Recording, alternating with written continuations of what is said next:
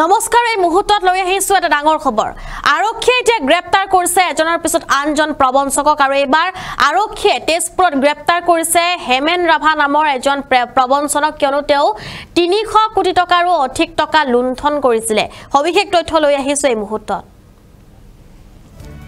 এবাৰ তেজপুৰত আৰক্ষীৰ জালত প্ৰবঞ্চক হেমেন ৰাভা এবাৰ তেজপুৰত এই ঘটনা সংঘটিত হৈছে 300 কোটিৰো অধিক টকা লুণ্ঠন হেমেন ৰাভাৰ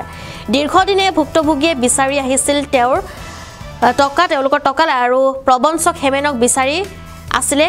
একাংশই অৱশেষত তেজপুৰ আৰক্ষীয়ে আটক কৰিলে হেমেনক অৱশেষত তেজপুৰ আৰক্ষীয়ে আটক কৰিছে হেমেনক এবাৰ হেমেন ৰাভা আটক হৈছে আৰক্ষীৰ জালত পৰিছে হেমেন ৰাভা এই মুহূৰ্তত আমি জনাই আছো এটা ডাঙৰ খবৰ কিয়নো এজনৰ পিছত আনজনকৈ প্ৰবঞ্চক এতিয়া পৰিছে আৰক্ষীৰ জালত আৰু এবাৰ হেমেন ৰাভা নামৰ প্ৰবঞ্চকক আৰক্ষীয়ে আটক কৰিবলৈ সক্ষম হৈছে তেজপুৰত আৰক্ষীৰ জালত most wanted Hemen Rabha online ট্ৰেডিঙৰ নামত 300 কোটিৰো অধিক টকা আত্মসাৎ কৰাৰ অভিযোগ উত্থাপন হৈছে অনলাইন ট্ৰেডিঙৰ নামত প্ৰায় 300 কোটিৰো অধিক টকা তেওঁ আত্মসাৎ কৰি দীৰ্ঘদিন ধৰি পলাতক হৈ আছিল আৰু পলাতক হৈ থকা তেজপুৰৰ বান্দৰমাৰীৰ যুৱক হেমেন ৰাভা আৰক্ষীৰ জালত পৰিছে একাংশ ভুক্তভোগী যুৱকে বিচাৰি আহিছিল হেমেন ৰাভাক আৰু তেজপুৰ কছাৰী গাঁও আৰক্ষী চকীত ইতিমধ্যে কেবাখনো এজাহাৰ দাখিল কৰিছে ভুক্তভোগীয়ে আনকি আৰক্ষীয়েও বিচাৰি আহিছিল হেমেন ৰাভাক আৰু কালি মুখ্যমন্ত্ৰী ডক্টৰ হিমন্ত বিশ্ব শৰ্মাই অনলাইন ট্ৰেডিঙৰ বিৰুদ্ধে সৰব হৈ পৰাৰ সময়তে একাংশ ভুক্তভোগী যুৱকে তেজপুৰত থকা অনলাইন ট্ৰেডিঙৰ প্ৰতিষ্ঠান গিনি কেপিটেলত যোগাযোগ কৰে আৰু হেমেন ৰাভাক যোগাযোগ কৰিছিলে ভুক্তভোগী একাংশ যুৱকে দিনত একেলগে অহাৰ যেটো তেওঁলোকে একেলগে আহি তেওঁলোকে এনেদৰে এতিয়া আৰক্ষীৰ সৈতে তেওঁলোকে যোগাযোগ কৰিছে বুলি জানিব পৰা গৈছে আৰক্ষীয়ে পুৱা হোটেলখনত অভিযান চলাই হেমেন ৰাভা সহ আটাইকেইজনকে আটক কৰিবলৈ সক্ষম হৈছে হঠাৎ আলাউদ্দিনৰ চাকি লাভ কৰাৰ দৰে বিলাসী বাহন ক্ৰয় কৰাৰ লগতে খা সম্পত্তি ক্ৰয় কৰিছিল হেমেনে আৰক্ষী থানাত মূল অভিযুক্ত হেমেন ৰাভাৰ মাতৃ আৰু প্ৰেয়সীকো দেখা পোৱা গৈছে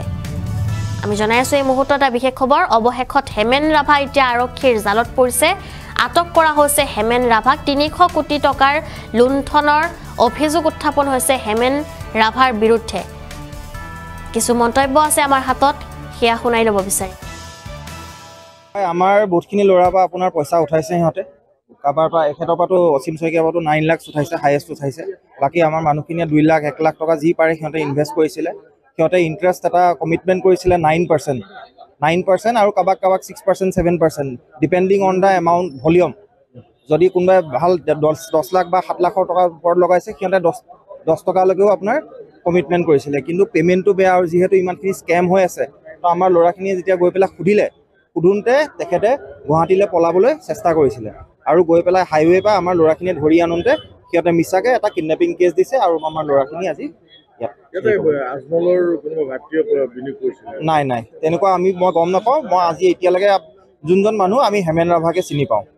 কাৰণ তেখেতে গোটেইখিনি কমিউনিকেশ্যন কৰিছিলে সেইটো লাষ্ট 2 মাহ to 3 মাহ আপোনাৰ কাম চলাই আছে হয় কৰ্মচাৰী হয় মই নিজৰ ঘৰৰ পৰা 2 লাখ টকা দিছিলো তেখেতে 3 লাখ টকা মোৰ দাদাজনে 9 লাখ টকা যেতিয়া গম পাইছো যে পৰিস্থিতি অতি বেয়া যে উইথড্ৰ কৰিবৰ কাৰণে যেতিয়া আমি সব একেলগে গলো তেতিয়া সদায় মানে মিছা কথা কয় যে আজি উইথড্ৰ হ'ব কালি উইথড্ৰ হ'ব ৰাতিপুৱা আহা আবেলি আহা দুদিন টাইম দিয়া পেমেন্ট আহি আছে এনেকে প্ৰলোভন দি ইতিমধ্যে কালি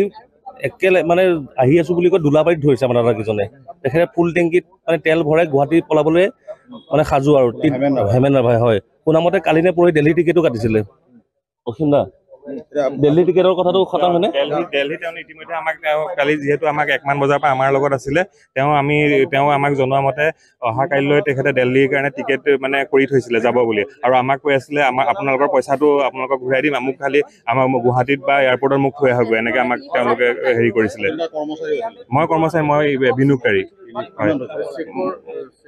চেক দিছিলে চেক দিছে আপোনাৰ সিকিউৰিটি চেক আমাৰ চেকৰ থ্ৰুদি তেওঁলোকৰ একাউণ্টত পইচা আৰু তেওঁলোকে মোক সিকিউৰিটি চেক দিছিলে আৰু এগ্ৰিমেণ্টত আপোনাৰ চেক নাম্বাৰ সহ গোটেইখিনি মেনশ্যন কৰা আছে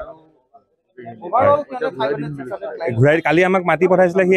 দুপৰীয়া 1 মান বজাত আমি নিজে গৈছিলো মুখ্যমন্ত্ৰী মহোদয় মানে আপোনাৰ বক্তব্যটো শুনিলো যে এইবিলাকত আঁতৰি থাকিব লাগে আমি আমাৰ মূলধন বিচাৰি পেলাই গৈছো আমাক একো সুদ আমাক নালাগে আমাক মূলধনটো আমাক ঘূৰাই দিয়ক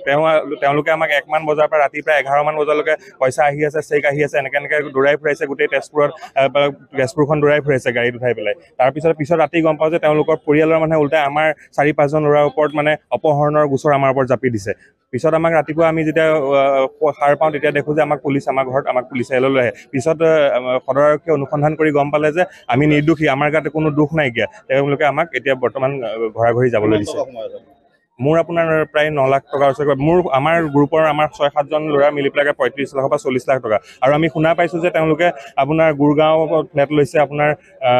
গুৱাহাটীত ফ্লেট লৈছে আমাৰ তেজপুৰ মেডিকেলৰ সন্মুখত মাটি বিঘাই মাটি লৈছে ঘোঁৰামাৰীত মাটি লৈছে আমাৰ অনুমানিকটো আপোনাৰ 250 বা 300 কোটি মান 250-300 কোটি মান টকা তেওঁলোকে আত্মসাৎ অলৰেডি ৰাইজৰ কৰিছে হেমেন ৰাভা বোলা ব্যক্তিজনে কিমান বছৰৰ পৰা চলা আছে এইটো আমাৰ গুৱাহাটীত তেওঁলোকৰ ব্ৰাঞ্চ আছিলে তেজপুৰত আপোনাৰ এবছৰমান হৈছিলে খোলা আমি ইমান জানা নাছিলো আমাৰ ভাইটি দুজনে তেওঁলোকৰ কোম্পানীত জইন কৰাৰ পিছত তেওঁলোকৰ কোম্পানীৰ কথা আমি জানিব পাৰিলো এতিয়া আপোনাৰ 1 বছৰমান মোটামুটি হৈছে তেওঁলোকৰ ইয়াত আমাৰ তেজপুৰত কোম্পানীটো আৰু ঘোঁৰামাৰী আৰু গুৱাহাটীটো বোলে আপোনাৰ 5 বছৰ 6 বছৰ মানৰ পৰা চলি আছে গুৱাহাটীৰ গিনি কেপিটেল মানে হেৰি আপুনি যিহেতু শুনিছে ডিবি ষ্টক যোনটো ৰিচেণ্টলি গুৱাহাটীৰ পৰা পলাল নামটো পাহৰিলো তেখেতৰ আমি শুনা মতে আমাৰ হেমেন ৰাভায়েও তাত 20 কোটি দিছিল বুলি আমাক কৈছিল যোৱাকালি ৰাতি কৈছে 20 কোটি দিছে আৰু টোটেল তেজপুৰ গুৱাহাটী মানে অসমকে মিলাই টোটেল আমাৰ 300 কোটি টকা মান অলৰেডি উঠাইছিল বুলি কৈছে অসমৰ ৰাইজৰ পৰা আৰু যোৱাকালি ৰাতিহে আমি বিচাৰি আছিলো আমি গম পাইছিলো কাৰণ কালি CM ছাৰে যেতিয়া ক'লে যে এইবিলাক যিমান ট্ৰেডিং ৰিলেটেড যিমান ইনষ্টিটিউট আছে সবৰ ওপৰত একশ্যন ল'ব তো আমি ভাবিলো যে আমাৰ যিখিনি আছিলে নিজৰ ফালৰ পৰা আমি উইথড্ৰ কৰি লওঁ তো উইথড্ৰ কৰাৰ পিছত যেতিয়া অফিচত গ'ল দাদাহঁত গ'ল হয় আমাৰ নিজৰো আছে হয় তেতিয়া মানে তেখেতলোকে ক'লে যে 1 ঘণ্টা ৰখক চেক আনি আছো তাৰপৰা ক'লে যে কাইলৈ হ'ব তো এনেকৈ তো তাৰপিছত মানে ৰাতি কি তেখেতে মানে যাব খুজিছিলে তো তাৰপিছত মানে আমি তেখেতক আটক কৰিলোঁ ৰাস্তাত গোলাবাৰীৰ ওচৰত কৰি পেলাই আৰু আজি ৰাতিপুৱা তেখেতলোকে বেলেগ এটা প্লেন কৰিছিল যে আমি তেখেতলোকক মানে কিডনেপ কৰিছোঁ বুলি কিন্তু নহ'লে এতিয়া আৰক্ষীয়ে যিখিনি ল'লে ডিচিজন ল'লে আপোনালোকে গম পালে মোৰতো 5 লাখ টকা আছিলে হয় কৰ্মচাৰী আছিলে মোৰতো 6 মাহ হৈছিলে হয় তেতিয়া নহয় দি আছিল নহয় লাষ্ট যেতিয়া ডিবি ষ্টক যেতিয়া পলাই গ'ল গুৱাহাটীৰ পৰা তাৰপিছত 15 তাৰিখ মানৰ পৰা এইটো মানে ইণ্টাৰেষ্টবিলাক মানুহে নোপোৱা হ'ল অফিচত ৰেগুলাৰ মানুহ আহে তো তেতিয়া গম পালোঁ যে নাই ইয়াতো কিবা এটা খেলি মেলি আছে তো সিমানখিনি দৰমহা দিছিলে দৰমহা দি আছিলে হয় মান্থলি দি আছিলে মোৰতো টোটেল মানে মোৰ নিজৰ ঘৰৰ পৰা 5 লাখ টকা আৰু কাৰোবাৰ মানে এজনৰ পৰা 5 লাখ টকা আৰু কাৰোবাৰ মানে এজনৰ পৰা কাৰোবাৰ পৰা মই উঠাই পেলাই দিছিলোঁ 50,000 5.5 লাখ টকা এটা খবৰ পাইছিলোঁ এই হেমেন ৰাভা নামৰ মানুহ এজনে তাৰ ঘৰ এনে বান্দৰমাৰীত এই তেজপুৰ মুঢ়া তেতেলীত এটা আনঅথৰাইজ গিনি capital fake stock booking company এটা চলাই আছে চ' এইটো ৰিগাৰ্ডিঙত আমি প্ৰম একশ্যন ল'লোঁ IC কছাৰী গাঁও মই আমি দুজনে এইটো ক্ষেত্ৰত কাম আৰম্ভ কৰিলোঁ SP ছাৰৰ গাইডেঞ্চত ত' আমি যেতিয়া বস্তুটো পালোঁ গম পালোঁ যে মানুহজন ইনভল্ভ আছে আৰু বহুতখিনি মানুহক মানে প্ৰলোভন দিছিলে যে তাত তেখেতৰ ষ্টক কোম্পানীত মানে ইনভেষ্ট কৰিব লাগে আৰু তাৰ বেচিছত তেখেতে ভাল বেনিফিট দিব তাৰপিছত লাহে লাহে গম পোৱা গ'ল যে সেইটো ফেক হয় মানুহখিনিয়ে কমপ্লেইন কৰা ষ্টাৰ্ট কৰিলে তাৰপিছত আমি যোৱাকালি ৰাতি তাক ধৰা হয় আৰু এইটো এগেইনষ্টত অলৰেডি আমাৰ FIR পাইছোঁ আমি কেছ ৰেজিষ্টাৰ হৈছে সেই বেচিছত মানে ল প্ৰটেকশ্যন অফিচো আছে ইয়াত মুঢ়া তেতেলীত এটা অফিচ আছে এইটো ইনভেষ্টিগেশ্যন আমি পামগৈ এনকুৱাৰী কৰিম কি হয় কি নহয় কিমানমান টকাৰ সেইটো এনকুৱাৰীতহে ওলাব এতিয়া আমি ডাইৰেক্টলি ক'ব পৰা গৈছে কমপ্লেইন বহুত আহিছে ভালেখিনি কমপ্লেইন আছে ভালেখিনি মানুহে ইনভেষ্ট কৰিছে আৰু ভাল এমাউণ্ট ইনভেষ্ট কৰিছে সেইখিনি বস্তু আমি ডাইৰেক্টলি ক'ব নোৱাৰিম পচিবিলিটি আছে আৰু তেওঁ যিটো মানে পইচাটো কি বুলি দিয়ে যেনেকৈ ডিবি ষ্টকৰ যিটো ফাণ্ডা ডিবি ষ্টকত যেনেকৈ হেৰি কৰি আছে ঠিক তেনেকৈ চেম পলিচি ইউজ কৰিছে অনলাইন ট্ৰেডিং টাইপ দেখায়